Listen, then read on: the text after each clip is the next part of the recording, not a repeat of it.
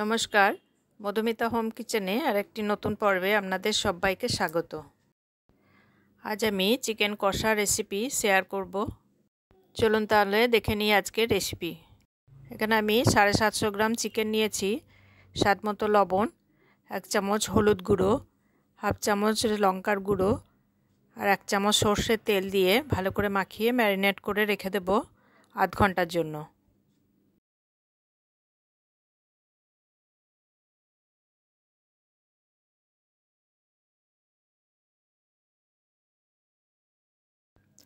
কড়াই গরম করে 1/4 কাপ সর্ষের তেল দিয়ে দিলাম। এবার তেল গরম হলে আলু ভেজে নেব। ছোট সাইজের 4টে আলু 2 পিস করে কেটে নিয়েছি।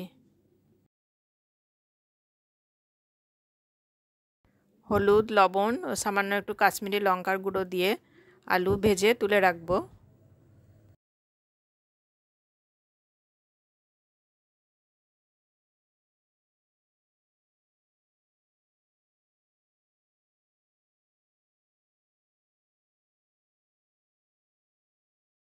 বাকি তেলে 2টো তেজপাতা, 2টো শুকনো লঙ্কা, 4টে এলাচ, এক টুকরো দারচিনি, 4টে কাঁচা লঙ্কা দিয়ে দিলাম।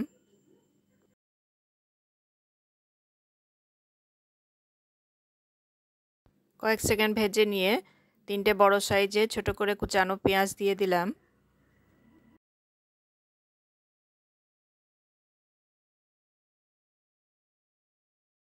সামান্য একটু চিনি দিয়ে দিলাম। পেঁয়াজ গোল্ডেন কালার করে ভেজে নেব।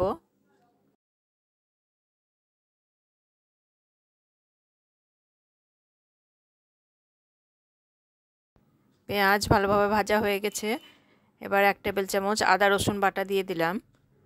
আদা রসুনের কাঁচা গন্ধ চলে গেলে এবার গুঁড়ো মশলা দিয়ে দেব। 1 চামচ জিরে গুঁড়ো, 1 চামচ ধনে গুঁড়ো, 1 চামচ কাশ্মীরি লঙ্কার গুঁড়ো দিয়ে দিলাম। সামান্য একটু জল দিয়ে মশলা খুব ভালোভাবে কষিয়ে নেব।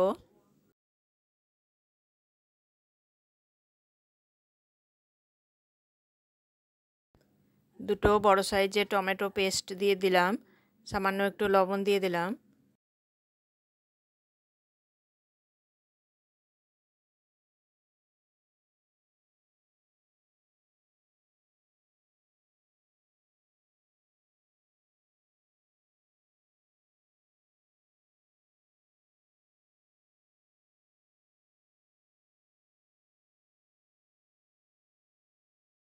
টমেটো খুব ভালোভাবে কষানো হলে যখন মশলা থেকে তেল ছেড়ে আসবে তখন ম্যারিনেট করা চিকেন দিতে হবে।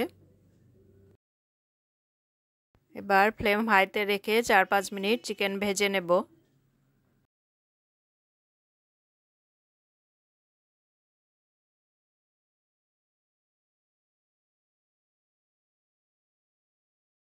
এবার ফ্লেম মিডিয়ামে রেখে চিকেন ভালো করে কষিয়ে নেব।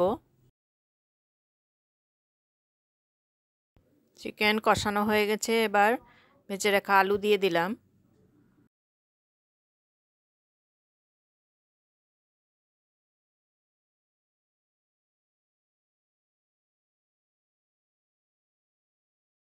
স্বাদ মতো লবণ দিয়ে দিলাম। আমি এখানে আলু ব্যবহার করেছি, সেজন্য সামান্য একটু গরম জল দিয়ে দিলাম। আলু ছাড়া রান্না করলে জল দেওয়ার প্রয়োজন নেই। এবার ঢাকা দিয়ে ফ্লেম লোতে রেখে আলু ও চিকেন সিদ্ধ হওয়া পর্যন্ত রান্না করে নেব।